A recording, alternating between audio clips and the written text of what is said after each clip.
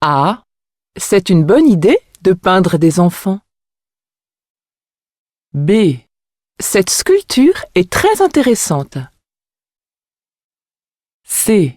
Il y a beaucoup de visiteurs aujourd'hui. D. J'aime les couleurs de ce tableau.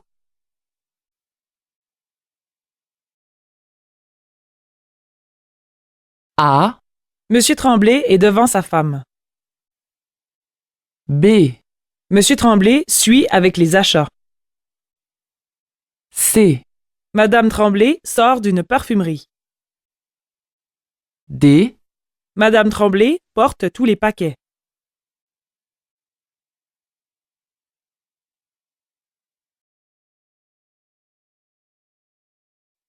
Bonjour madame.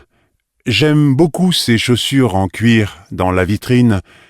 Elles existent en 38?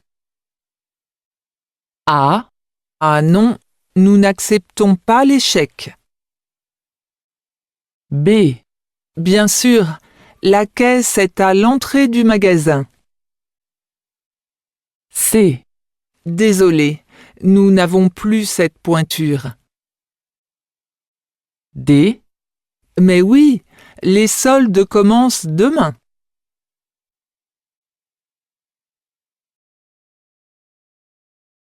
Avez-vous entendu quelque chose? A. Merci, je ne veux rien. B. Non, c'est par là. C. Oui, je crois. D. Peut-être demain?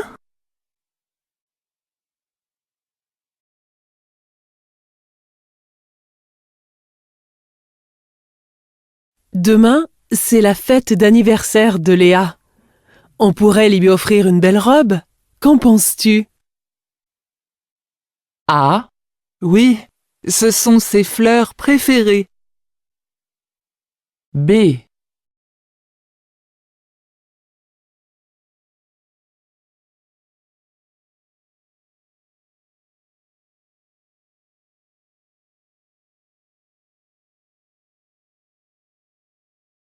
Oui, elle va beaucoup aimer. C. Oui, il y aura toute sa famille. D. Oui, j'ai acheté un gâteau.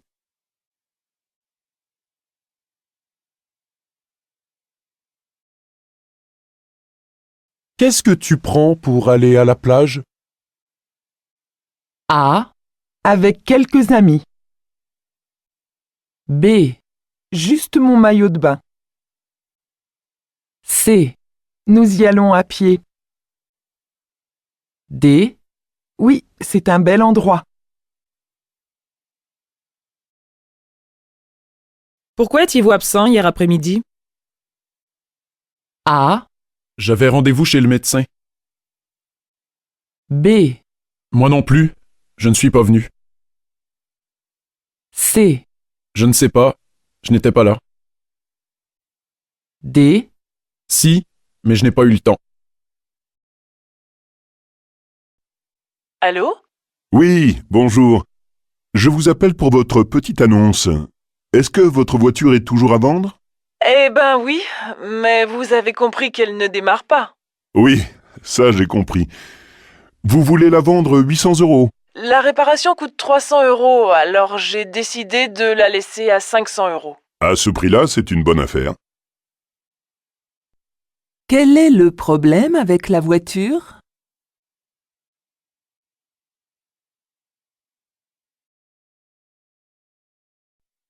Bonjour, je viens d'emménager à Marseille et je voudrais déposer un dossier pour m'inscrire à l'université. Vous avez rempli le dossier? Oui, le voilà, avec les justificatifs. Très bien, mais je ne vois pas la copie de votre passeport. C'est indispensable. Que souhaite la jeune femme?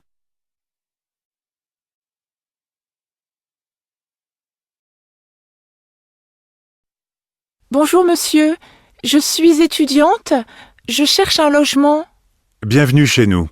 Est-ce que vous savez comment fonctionne notre association? Non, Pas très bien. Eh bien, vous habitez chez une personne âgée et en échange, vous lui rendez quelques petits services, faire les courses, préparer le repas et surtout lui tenir compagnie. Et combien ça coûte? Ça dépend du temps passé auprès de la personne et de ce que vous faites. Vous payerez un petit loyer si vous assurez seulement une présence certains soirs. Que permet cette association?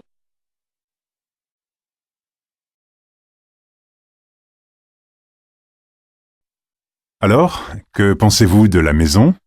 Elle me plaît. Elle correspond à ce que je recherche. Un lieu de vie clair et spacieux. Vous pourrez refaire la peinture si vous voulez. Elle est un peu vieille. Oui, peut-être. Pour l'instant, je préférerais changer les fenêtres. On entend beaucoup les voitures dehors. En effet, il y a un supermarché à l'angle de la rue. C'est embêtant. Je rêvais d'un endroit calme. Prenez le temps de réfléchir.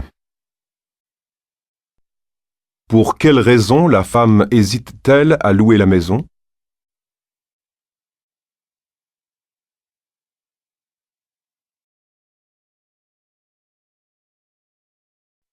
Je suis tunisien et je viens d'arriver au Canada. Et toi? Moi, je suis québécoise. Alors, tu pourras peut-être me renseigner sur les démarches à suivre pour ma demande d'admission à l'université. Il vaut mieux que tu t'adresses au secrétariat de l'université. En tant qu'étudiant étranger, il y a des modalités particulières. Je ne peux pas faire de demande par courrier ou en ligne? Et est-ce qu'il y a des équivalences avec mes diplômes tunisiens? Je l'ignore. Téléphone plutôt au secrétariat. Quel conseil cette étudiante donne-t-elle au jeune homme?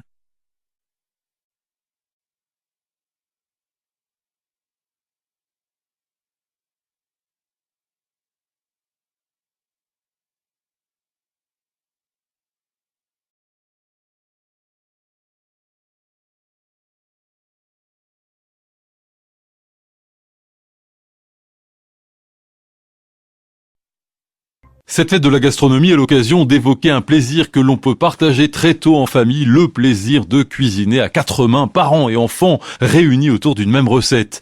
Cuisiner avec son enfant, c'est une activité à la fois ludique, créative, enrichissante pour un enfant puisqu'elle fait appel à tous ses sens et c'est bien entendu un bon moment à passer ensemble. Selon cette personne, que permet la fête de la gastronomie?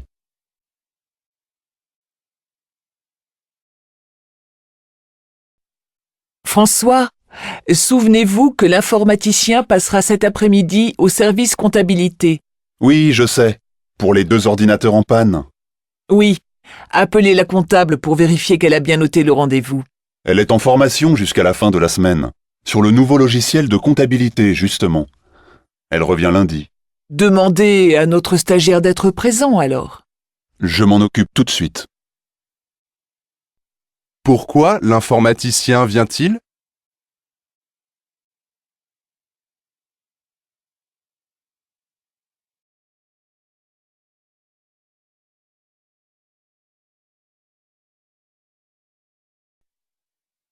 Pourquoi en si peu de temps on est venu à 7 milliards sur Terre? Parce que la mortalité a diminué, notamment la mortalité des enfants, grâce au progrès de l'hygiène, de la médecine, au progrès économique. Résultat, les décès sont devenus moins nombreux, est apparu un excédent des naissances sur les décès qui a entraîné une augmentation de la population. Qu'explique cet homme?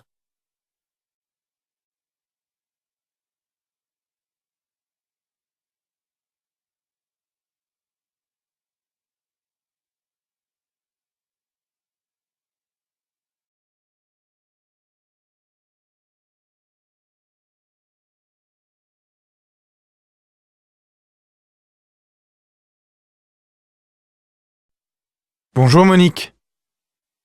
Bonjour Olivier, que puis-je pour vous? Je viens vous voir au sujet de mes vacances.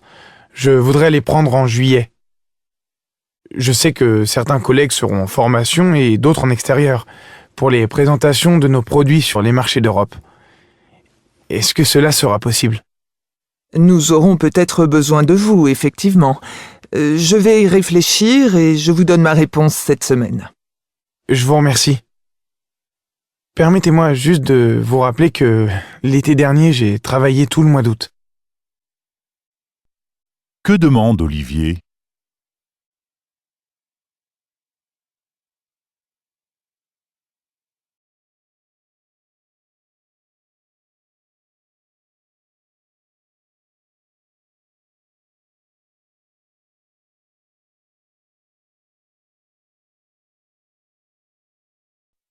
Tu as vu les promotions pour Rome? Une semaine pour 200 € par personne, dans un hôtel 4 étoiles en plein centre-ville. Et c'est gratuit pour les moins de 7 ans. Non, merci. Moi, je préfère la plage. On peut se baigner au moins avec les enfants. C'est vrai qu'ils sont encore un peu petits pour les visites historiques. Pourquoi la femme refuse-t-elle d'aller à Rome?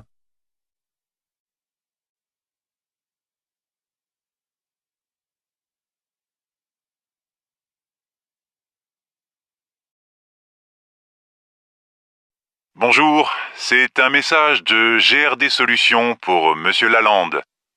Je vous appelais au sujet du problème que vous avez rencontré en installant notre logiciel d'épéimage. Nous avons un technicien qui pourrait vous dépanner et venir sur site rapidement. Vous pouvez me recontacter jusqu'à 18h30 au 01 28 12 87 43. Bonne journée. Pourquoi personne laisse-t-elle un message?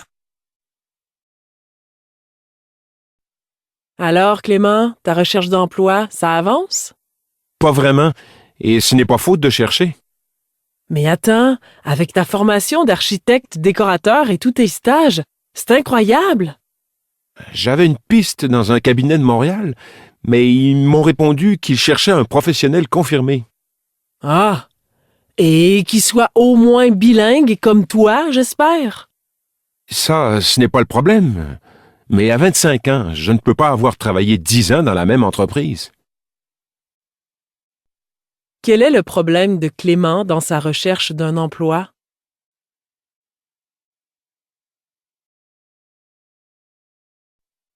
Je suis en mer depuis les années 80. J'ai commencé le métier marin à 15 ans et demi. Vous avez pris la suite de quelqu'un ou... Non. J'ai commencé dans les années 81 à la pêche et puis bon, ça a rapporté. Et puis il y avait de l'emploi ici. Ouais. Là, c'est le hasard. Mais vous êtes d'ici? Oui, je suis d'ici, ça aide, mais bon, je n'étais vraiment pas attiré par la mer. C'est vrai? Ouais. Et pourtant, vous avez franchi le pas pour faire pêcheur? J'avais pas le choix, il fallait bien que je gagne ma vie. Bon, j'avais arrêté mes études. Bon, ici, à part la pêche, il n'y a pas grand-chose comme boulot. Ouais. L'économie, c'est pratiquement que la pêche. Ouais.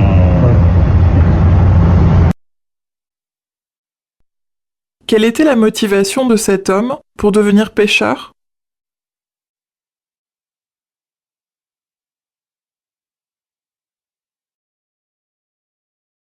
Vous pratiquez un sport? Je n'ai plus le temps à cause de mon travail. C'est dommage. Ça permet de garder une bonne hygiène de vie, d'être en forme et de rester en bonne santé. Vous devriez essayer de trouver du temps. D'accord, je vais y réfléchir. Tenez, voici votre ordonnance. Prenez ces 2 médicaments matin et soir pendant 8 jours. Que fait la doctoresse? Être éco-éducateur, c'est être à cheval entre l'éducateur et le pédagogue, puisqu'on va sensibiliser le public aux problématiques environnementales, mais en même temps, expliquer ces problématiques, et puis les solutions qui sont actuellement préconisées. La plupart du temps, on accueille un public d'enfants ou de scolaires ou de centres de loisirs. Mais en vérité, on touche tous les publics, puisqu'on est ouvert le week-end. Néanmoins, notre journée ne se cantonne pas à ça.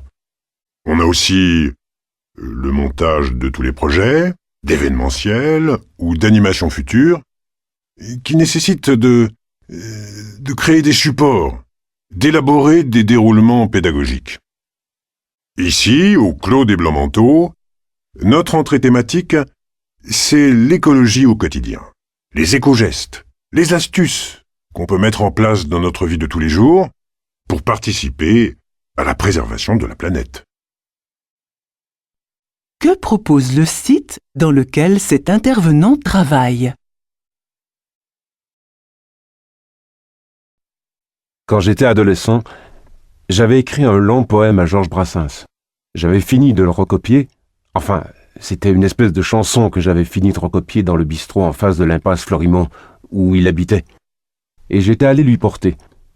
Sauf qu'il n'habitait plus là depuis des années et que j'étais assez rassuré qu'il n'habite plus là parce que je ne sais pas ce que je lui aurais raconté. Mais je l'avais écrite. Et je me dis que si un jour j'avais reçu un petit mot de Brassens me disant « J'ai lu vos chansons et j'aimerais bien vous en parler », ça m'aurait intéressé. Qu'aurait souhaité cette personne en allant chez Georges Brassens?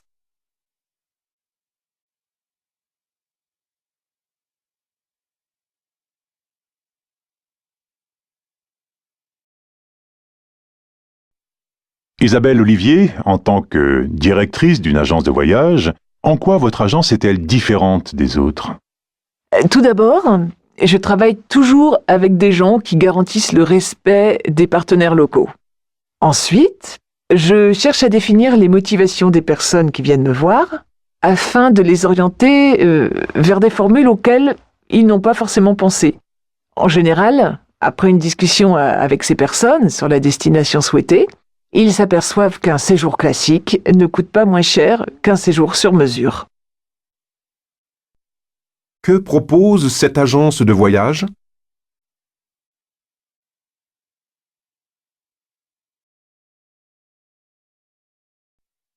Qu'est-ce que tu veux faire pour les prochaines vacances?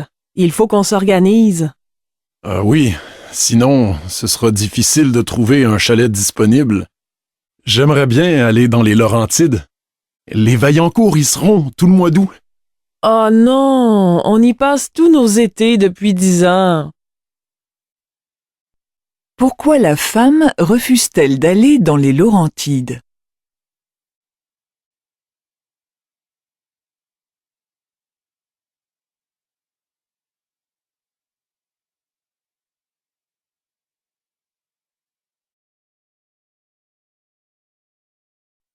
Montréal est une ville dynamique. Beaucoup de personnes sont attirées par les hautes technologies, le domaine des jeux vidéo, l'aéronautique ou l'industrie textile. Tous ces secteurs recrutent périodiquement.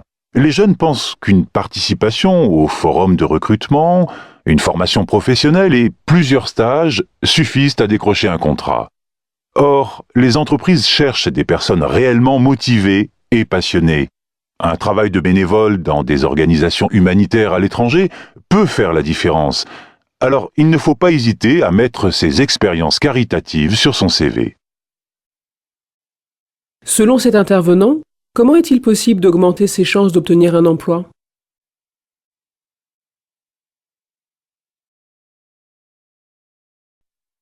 Monsieur Gosselin, pouvez-vous nous parler des jardins communautaires de Verdun?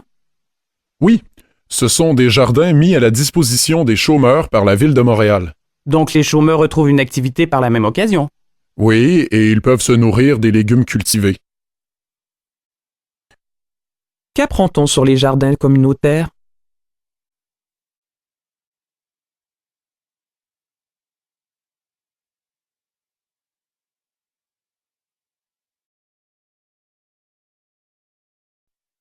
Léonard reçoit une éducation relativement libre, comme l'était celle de la plupart des villageois de son âge. On imagine Léonard aujourd'hui comme un puits de science, une sorte de grand sage qui très jeune aurait été formé à la culture humaniste traditionnelle. Évidemment, ça n'est pas le cas. C'est un enfant qui s'est mis en quelque sorte à l'école de la nature, qui scrute, qui observe tout. Il est passionné par tout ce qui l'entoure et il s'aperçoit vite que le sens de l'observation est peut-être le meilleur des enseignements. Qu'est-ce que Léonard a de particulier?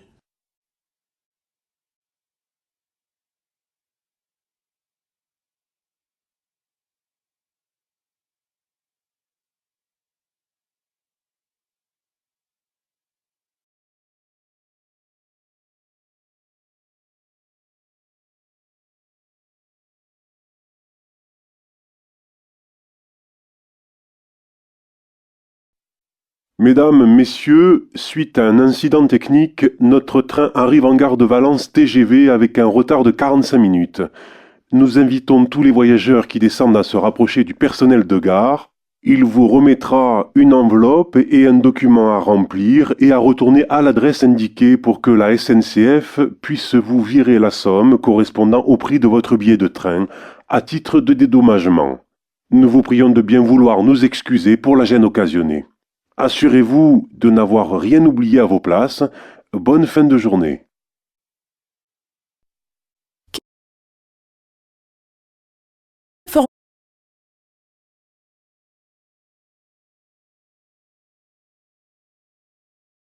Vouloir nous excuser pour la gêne occasionnée.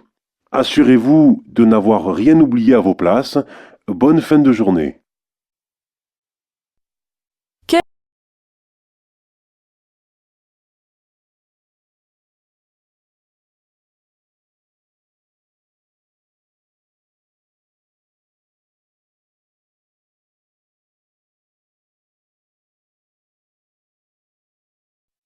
Mesdames, Messieurs, suite à un incident technique. Quelle information le chef de train donne-t-il aux voyageurs?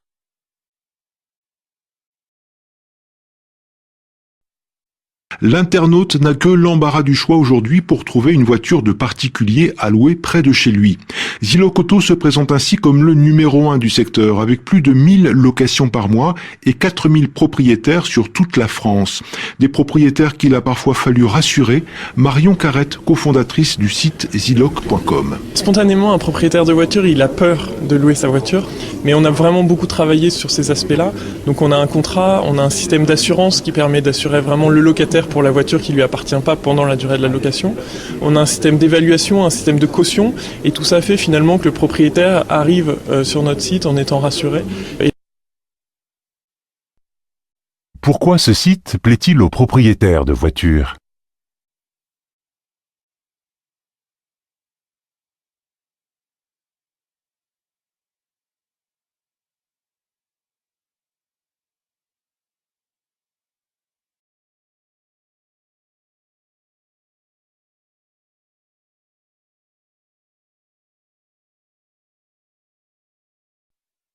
Bonjour à tous, je n'ai rien à me mettre. Avez-vous déjà prononcé cette phrase devant votre armoire pleine de vêtements?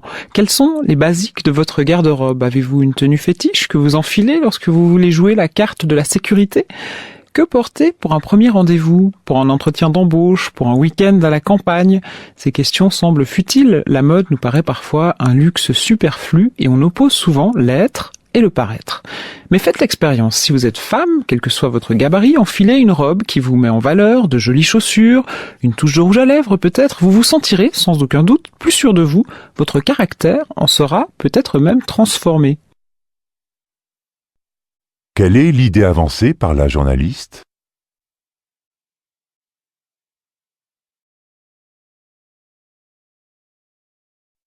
Alors même les bébés vont au théâtre. Eh oui. Dès les premiers jours de leur vie, c'est possible. Alors je dois avouer, Brigitte, que j'étais très dubitative sur la nécessité d'emmener son bébé au théâtre. La vie pour lui, c'est un spectacle permanent dont il est à la fois le spectateur et l'acteur. Alors pourquoi le traîner dans une salle de spectacle? Et puis j'ai découvert cette biennale ACTA, où des artistes venus de Finlande, d'Espagne, d'Allemagne, d'Italie, de France, proposent des temps de représentation très troublants, où le bébé, assis sur les genoux des parents ou des assistantes maternelles, partage vraiment, à égalité avec l'adulte, des émotions liées à des questions métaphysiques. Et oui. En quoi la biennale ACTA est-elle originale? C'est une nouvelle façon de jouer à la poupée, un jeu en réseau totalement virtuel mais qui peut coûter très cher. À 11 ans et demi, Clémentine en a été une fervente adepte. Tu as un pseudo, tu crées ta poupée, tu as une poupée et on a envie de monter des niveaux, on a envie d'être connu sur le jeu. Il faut acheter des choses avec de l'argent et tous les jours, si tu veux avoir plus d'argent, il faut que tu envoies un SMS. Les prélèvements passent inaperçus au début parce qu'ils se font par petites sommes de 4 à 9 euros et l'addiction au jeu s'installe très vite. Qu'est-ce qui ressort de ce reportage consacré à un jeu en réseau ?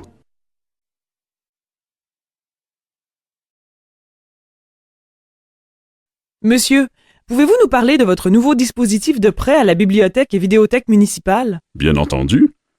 Il m'a été demandé de rendre plus performant le service d'emprunt de ces 2 départements que compte la mairie de votre ville. Et que proposez-vous? Au lieu de passer au guichet de prêt muni de vos livres ou vidéos, en présentant votre carte d'abonné habituelle manuscrite et cartonnée, vous montrerez cette carte magnétique, format carte de crédit, qui identifie automatiquement l'emprunteur. Quels en sont les avantages? Réduire l'attente au guichet et la facilité de rangement. Pensez-vous que d'autres espaces municipaux seront informatisés de la sorte? Bien sûr.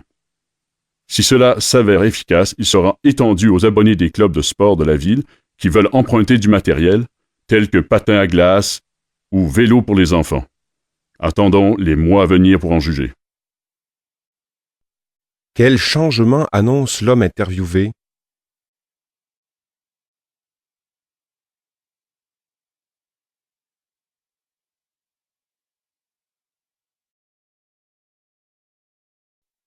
Le Zoom de France Info consacré ce matin aux dérives de l'industrie pharmaceutique ou comment inventer de nouvelles maladies pour recycler d'anciennes molécules. Le mal de dos est devenu une spondylarthrite ankylosante. Une période de tristesse cache forcément une dépression. Aujourd'hui, on a l'impression, Philippe Even, que tout est maladie. Oui, ça fait maintenant 15 ans que ça dure. Vous savez, quand une industrie comme celle-là, qui a beaucoup apporté, ne trouve plus de médicaments, alors elle invente des maladies pour recycler les molécules antérieures et trouver de nouveaux créneaux d'exploitation. Ce que vous venez de raconter est absolument scandaleux. La spondylarthrite ankylosante est une maladie exceptionnelle. Et deuxièmement, malheureusement, on n'a aucun moyen de la guérir. Quelle est l'accusation portée contre l'industrie pharmaceutique? En fait, sur tous les continents, et même en Europe, toutes les villes grandissent, sans exception, et cela va complètement changer notre univers. Écoutez ce qu'en dit mon témoin du futur, l'urbaniste et architecte Jacques Ferrier. Là, on est dans des villes qui ont plusieurs dizaines de kilomètres, voire centaines de kilomètres d'ampleur, des dizaines de millions d'habitants, donc c'est clair, on ne sortira pas de ce monde-là. On va vivre dans un monde urbain. Ce monde urbain, ce n'est pas une fatalité que ce soit un monde repoussant, que ce soit un monde inquiétant. Ça peut être au contraire un nouveau type de paysage. Mais pour ça, il faut changer la façon de voir la ville. Il faut arrêter de dessiner la ville comme sur du papier quadrillé. Il faut dessiner la ville de façon autre et de façon beaucoup plus sensible. Quelle est l'opinion de cet homme au sujet des villes du futur?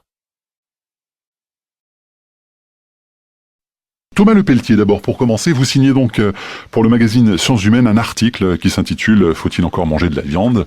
et vous écrivez qu'il est nécessaire de diminuer fortement notre consommation sans pour autant devenir végétarien. C'est la condition animale qui vous intéresse principalement sur cette question? Oui, c'est une question d'éthique animale. Moi, je pense qu'il y a une grande évolution de la société. La notion de cruauté envers les animaux a de plus en plus de mal à être acceptée.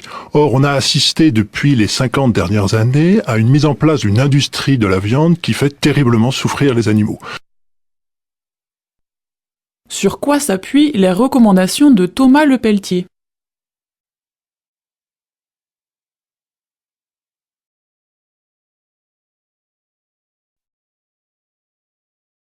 Les faits divers sont bien des faits, des événements, des choses qui arrivent, mais pourquoi diable sont-ils divers, ces faits?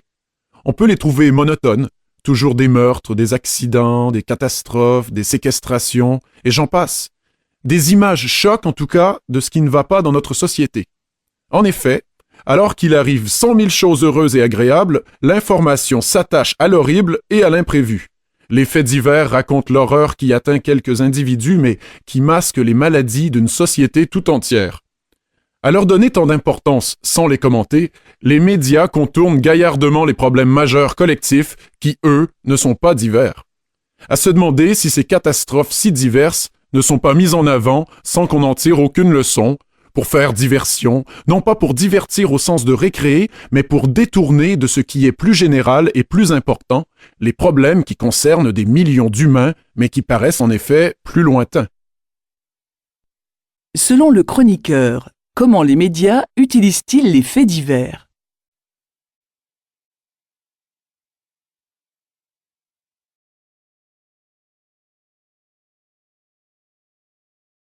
On a voulu faire une salle qui s'appelle Monet, peintre des impressions, pour vraiment mettre en valeur l'aspect très original de Monet parmi les impressionnistes. Dans la salle précédente, on a mis ses premiers paysages, qui sont les paysages d'Argenteuil.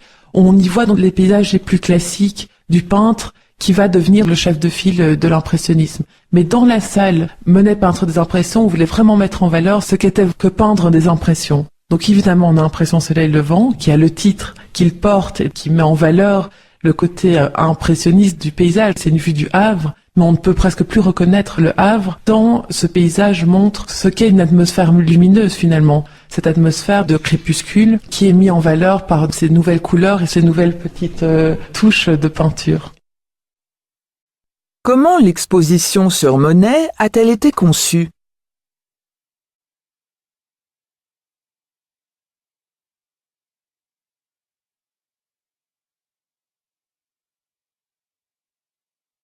A. C'est une bonne idée. Cette sculpture est très intéressante. A. Monsieur Tremblay est devant sa femme. B. Monsieur Tremblay suit avec les achats. C. Madame Tremblay sort d'une parfumerie. D.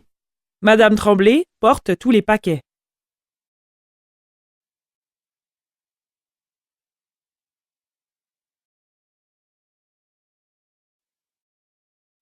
Bon, madame, j'aime beaucoup ces chaussures en cuir dans la vitrine. Elles existent en 38? Avez-vous entendu quelque chose? A. Merci, je ne veux rien. B. Non, c'est par là.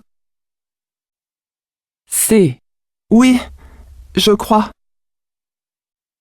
D. Peut-être. Demain, c'est la fête d'anniversaire de Léa. On pourrait lui offrir... A. Oui, ce sont ses fleurs préférées. B. Oui, elle va beaucoup aimer. C. Qu'est-ce que tu prends pour aller à la plage? A. Avec quelques amis. B. Juste mon maillot de bain. C.